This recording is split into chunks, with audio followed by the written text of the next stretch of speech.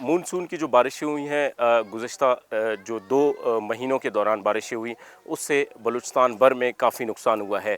यहाँ पर हुकूमती जो आदाद शुमार है तकरीबन 34 अज़ला बलूचिस्तान के वो जो है इससे मुतासिर हैं, जिसमें कोयटा शहर के अलावा लसबेला, खुजदार, किला सैफुल्ला, किला अब्दुल्ला, जाफ़राबाद और दीगर जो इलाके हैं वहाँ पर काफ़ी नुकसान हुआ है। यहाँ पर पीडीएम में ज़राए ने हमें बताया है कि अब तक जो हलाकतें हुई हैं उनकी तादाद तकरीबन 230 के करीब है और इसके साथ तकरीबन 26,000 के करीब जो है वो घर मुकम्मल तौर पर या जुज़वी तौर पर उन्हें नुकसान पहुँचा है। जब बारिश होगी इधर 17 घर है इसके पानी के नीचे आया हुआ।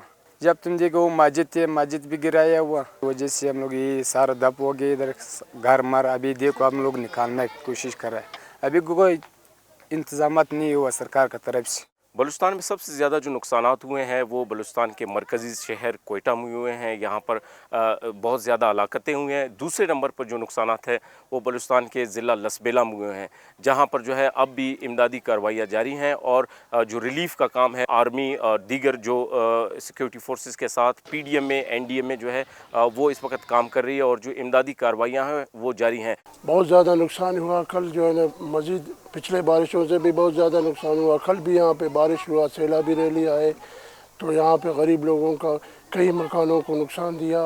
यहाँ के लोग जो है ना खुले आसमान तले बेयार और मददगार पड़े हुए हैं।